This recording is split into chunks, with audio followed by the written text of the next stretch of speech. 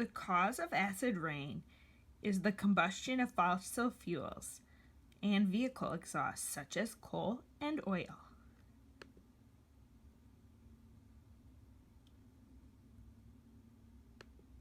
These are released into the atmosphere to become sulfuric acid and nitric acid by an atmospheric chemical reaction.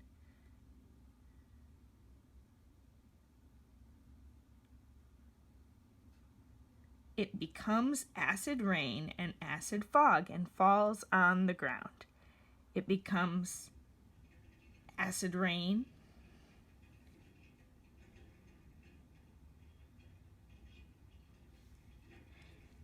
acid rain is caused by dirt in the air.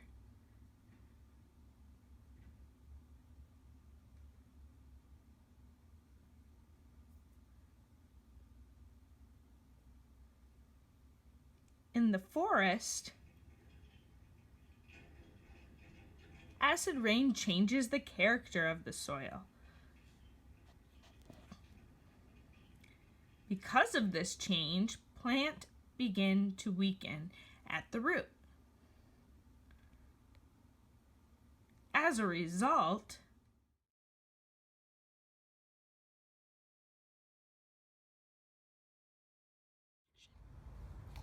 Alright, fourth graders, yesterday we learned about acid rain from the video we watched in class, and now today we're going to learn about acid rain in the environment because it rained earlier this week, so there might be some acid rain in the soil over here right now.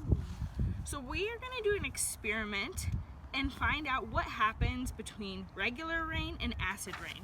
Does anybody remember what acid rain was? What did we learn about acid rain from the video yesterday? Paige, thank you for a quiet hand. That it is the smog that comes from a volcano. It is. That is a natural way acid rain is formed, through the atmosphere. What is another way acid rain is formed? Becca? Through pollution, like from cars or trucks. Excellent. Is there any other way acid rain is formed? Just through cars? Through factories. Okay, I'm glad that you guys didn't remember so we can talk more about it. So because it rained earlier this week, we are going to learn to see if this soil over here, anything could have been affected by acid rain. We're not actually going to use the soil. We're going to use Tums in our experiment. So we have room temperature, regular rainwater. This is just regular water, but we're going to use it as our regular rainwater. This is room temperature vinegar. We are going to use that as our acid rain because vinegar is an acid. And our last one is our warm vinegar. So I warmed it up a little bit, not too hot because I did not want it to be dangerous for anyone. When we do experiments, do we touch any of our do we ingest any of our materials? No. No. So we make sure that we are really safe. We don't touch any of our substances in here. We can touch the Tums because Tums is safe to touch. But that is the only thing. We never put it in our mouths, and we don't put our fingers to our mouths either. We'll wash our hands before we put our fingers to our mouths. So I'm going to have you guys all on your worksheets. You're going to write a hypothesis about which of these three substances you think is going to dissolve the Tums faster, and what do you think is going to happen. So you can draw a picture of what the Tums looks like, what you observe. And do you guys all remember what a hypothesis is that we've been working on for the last few weeks in school? Paige? An educated guess. Great, it is an educated guess.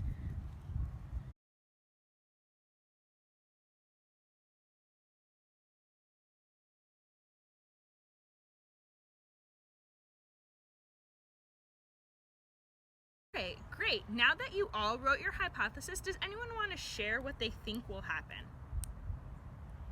Anyone share? Becca? So I think that the vinegar will make the Tums kind of blow up. Oh, you think? But I think it's gonna fizz up. But Okay. I like to use the word blow up. Okay, well that's not really an appropriate word for school, but you think that the Tums is going to fizz or dissolve in completely in the regular or in the warm vinegar? I think it might get fizzy Okay. in the vinegar, and I think that it might dissolve in the warm water. And I don't know what's going to happen in the cold water. Okay, perfect. Those are great hypotheses. And what about you, Paige? I think the Tums will dissolve faster in the warmer water since it's hotter. The warmer vinegar? Yeah, the warmer vinegar since it's hotter, and that the Tums will cause everything to get fizzy in all of the liquids. Okay, perfect. So I will drop one into the regular water. I will drop one into the room temperature vinegar. And I will drop one into the warm vinegar. So the warm vinegar is if there is warm rain. You can pause it.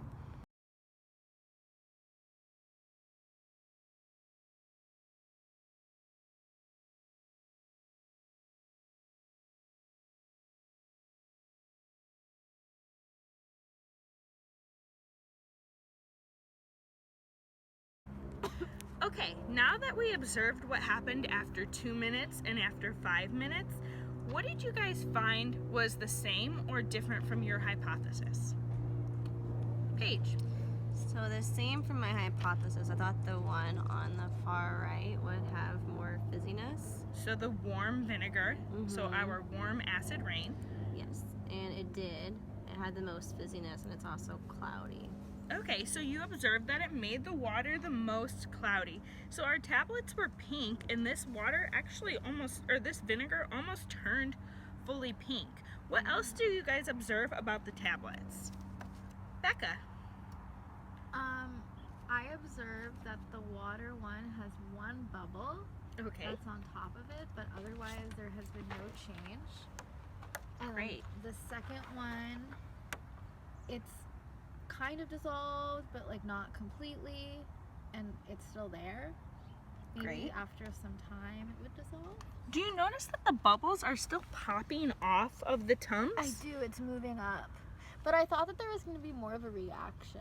You know, sometimes there is. I think it depends on the amount. So next time we could try it with more vinegar. We could try it with warmer vinegar than Okay. the temperature I had it. And the warmer one kind of did what I thought it would do. Right. So the warmer one has the most bubbles on it and it's dissolving the fastest. So think of this like in our stomachs. Look at how this would dissolve. But because we're calling it our acid rain, which one of these do you think would be the best to water our plants and to be in our soil for the best nutrients? Yes, Becca. This one? Yeah, the regular rainwater. Look at all the extra smog particles that would come into our plants. Just like we watched in the video yesterday, when we have all this extra smog, it weakens the roots of our plants. So that's why regular rain is so much healthier for our plants than acid rain. Okay, now that you guys made your hypothesis and your observations, I want you to draw what each of the final findings look like.